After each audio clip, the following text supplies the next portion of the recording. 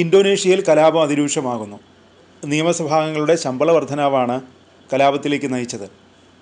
കലാപം കൂടുതൽ പ്രദേശങ്ങളിലേക്ക് വ്യാപിക്കുന്നു. നിരവധി പേരുടെ ജീവൻ കലാപം അപഹരിച്ചു. നിരവധി പേർക്ക് പരിക്കേൽക്കുകയും ചെയ്തു.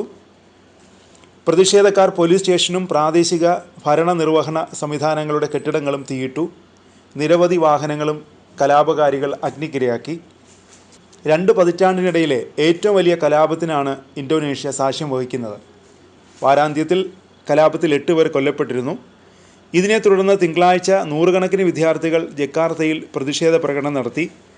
കനത്ത പോലീസ് നിരീക്ഷണത്തിനിടയിലും പാർലമെൻറ്റിന് പുറത്ത് ആളുകൾ തടിച്ചുകൂടി. പാലേംബാങ്, ബഞ്ചർമാസിൻ, യോഗ്യകാർത്ത, മകാസർ എന്നിവിടങ്ങളിൽ ആയിരക്കണക്കിന് പേർ പ്രകടനങ്ങളിൽ പങ്കുചേർന്നു. നിയമസഭാംഗങ്ങൾക്ക് മിനിമം വേതനത്തിൻ്റെ 10 ഇരട്ടി ഭവന അലവൻസുകൾ അനുവദിച്ചതിനെ തുടർന്നാണ് അസ്വസ്ഥത തുടങ്ങിയത്. പ്രതിഷേധം കനത്തതോടെ പ്രസിഡന്റ് പ്രബോവോ സുബിയാൻറ്റോ ആനുകൂല്യങ്ങൾ റദ്ദാക്കി. കലാപത്തെ തുടർന്ന് ചൈനയിലെ ടിയാൻജിനിലേക്കുള്ള SCO ഉച്ചകോടി യാത്ര പ്രസിഡന്റ് റദ്ദാക്കി.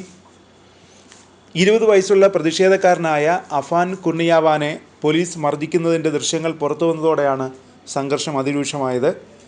കഴിഞ്ഞ ഒരാഴ്ചയായി ഇന്തോനേഷ്യയിലുടനീളമുള്ള നഗരങ്ങളിൽ നടന്ന അക്രമാസക്തമായ പ്രതിഷേധങ്ങളിൽ കുറഞ്ഞത് 20 പേരെ കാണാതായതായി ഒരു മനുഷ്യാവകാശ സംഘടന അറിയിച്ചു. തലസ്ഥാന നഗരം ഉൾക്കൊള്ളുന്ന ബെന്തുങ്, ഡെപ്പോക്, സെൻട്രൽ ജക്കാർത്ത, കിഴക്കൻ ജക്കാർത്ത, വടക്കൻ ജക്കാർത്ത എന്നീ നഗരങ്ങളിൽ നിന്നാണ് 20 പേരെ കാണാതായതെന്ന് റിപ്പോർട്ടിൽ പറയുന്നു. ഓഗസ്റ്റ് 25-നാണ് ആദ്യമായി പ്രതിഷേധങ്ങൾ പൊട്ടിപ്പുറപ്പെട്ടത്.